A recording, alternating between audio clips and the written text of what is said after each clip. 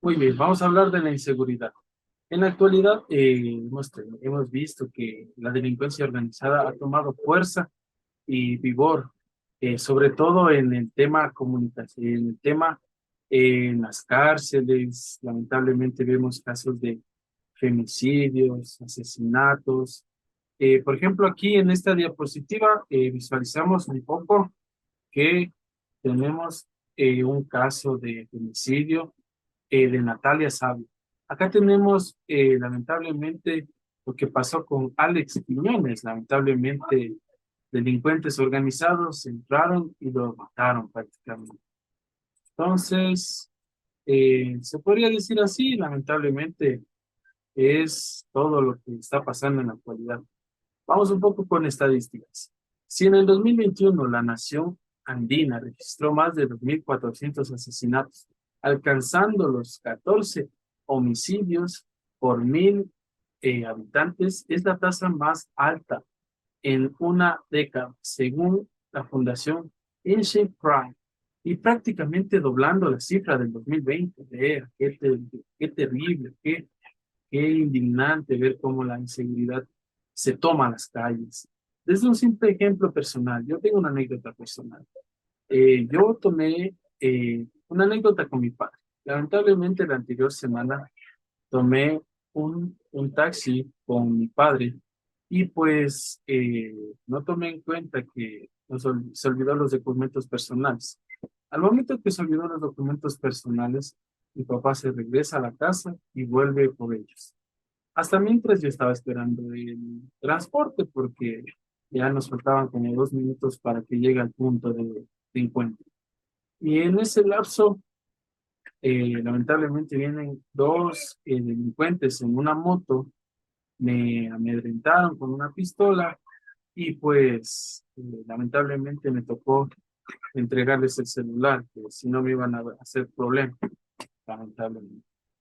Pero bueno, así está un poco la anécdota. O sea, sí, desde pequeños casos que ni en la esquina puedes estar seguro y te pueden asaltar, te pueden robar, peor desde cualquier parte, ahora en el Ecuador. Sigamos con esta presente. Esta violencia no solo es cuantitativa, sino cualitativa y bajo una lógica de amplificación mediática que genera mucha precaución. Alerta Pontón, nuestro señor Pontón, sobre el fenómeno que empieza a ser cotidiano. ¿Cómo lo digo? O sea, esto ya se vuelve un poco más cotidiano, pasa a ser la cotidianidad prácticamente, o sea, el pan de cada día de ellos, porque ellos tampoco no trabajan, sino lamentablemente pues, se dedican a delinquir. Y pues tenemos ahí las estadísticas. Y llega a tener el efecto derrame, que dice. O sea, estamos prácticamente derramados con bastante delincuencia. Continuemos.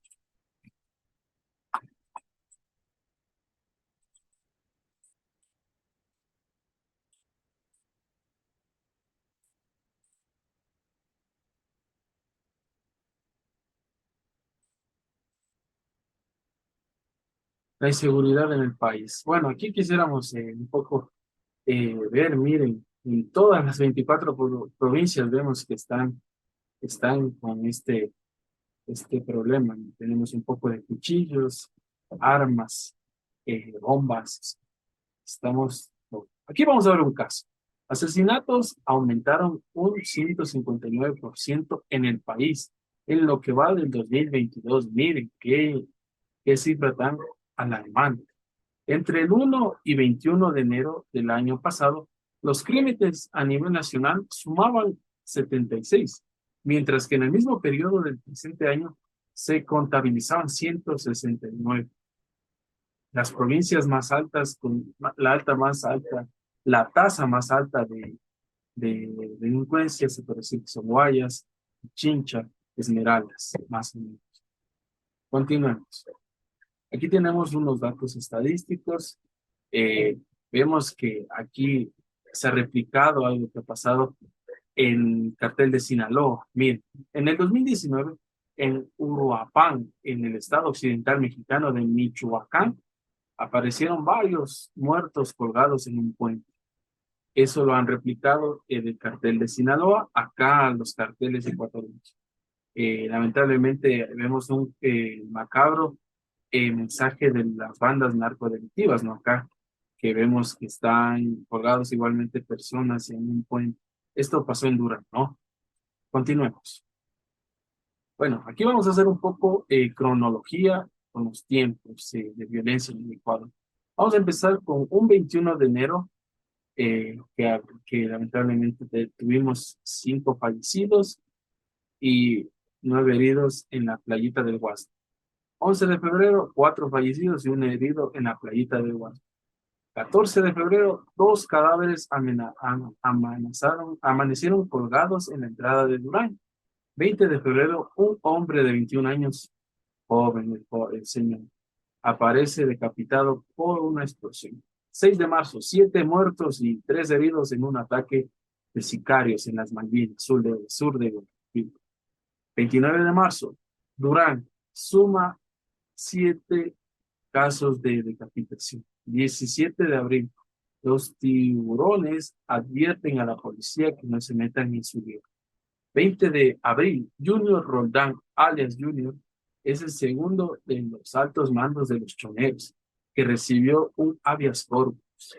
Si prácticamente desde las leyes se defienden a estos delincuentes, ¿qué podemos hacer nosotros como simples ciudadanos? Estamos indefensos ante esta gran injusticia. 22 de abril, detienen a Gabriel Cortés, jugador del Barcelona, por un operativo contra bandas narcodelictivas. En el mismo 22 de abril, disponen arresto domiciliario a Junior por afectaciones en su salud. 23 de abril, arrojan panfletos con amenazas de muerte al ministro del Interior. Si el ministro del Interior lamentablemente tiene esas amenazas.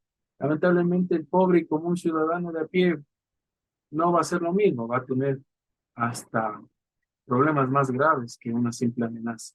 Continuemos. 23 de abril, se arrojan panfletos de amenazas, esa ya la dimos, perdón. 24 de abril, una avioneta con placas mexicanas fue abandonada en Santa Elena.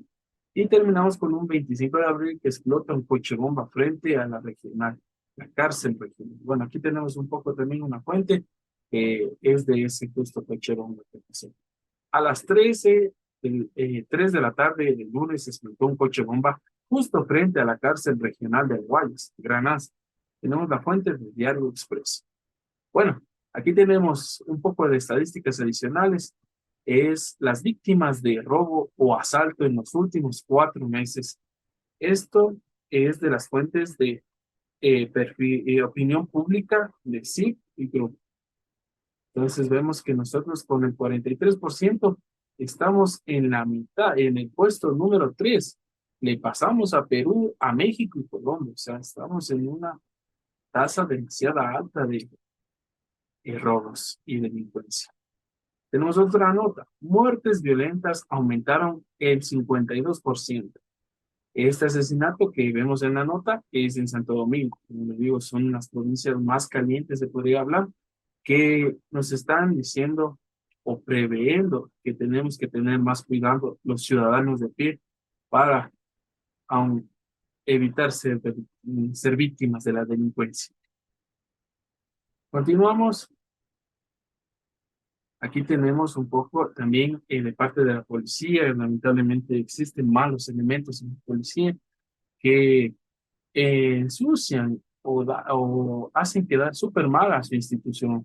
Tenemos el caso más común y actual que pasó de María Belén Bernal, que lamentablemente quedó en la impunidad por el gobierno de Lazo y pues el policía sigue prófugo y no se ha tomado cartas bajo la suya. Tenemos acá otra nota en el Twitter de Fiscalía que vemos que la prisión preventiva por un robo con muerte de policía. Demasiadamente las penas aquí son sumamente bien bajas. O sea, al mismo delincuente no se le corrige desde las órdenes de los jueces. Debemos corregir eso. Bueno, aquí tenemos distintas opiniones de Twitter, ¿no? Tenemos aquí de tal cual, la extorsión no es un fenómeno nuevo en el Ecuador. Existen testimonios de extorsión que registran prácticas en esta naturaleza desde décadas atrás. La novedad es el tipo de extorsión a la que está sometida la ciudadanía actual. Lamentablemente estamos siendo muy extorsionados en la actualidad y qué pena. Seguimos. De Joaquín López Doringa, el director de la cárcel del Inca fue asesinado, presuntamente por los sicarios del medio en la crisis carcelaria que enfrenta nuestro país.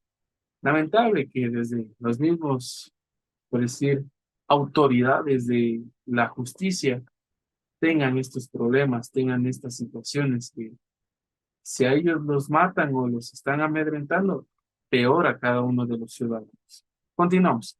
Crisis carcelaria y narcoviolencia en el Ecuador. Vemos que es lo más común en las denuncias. Continuamos.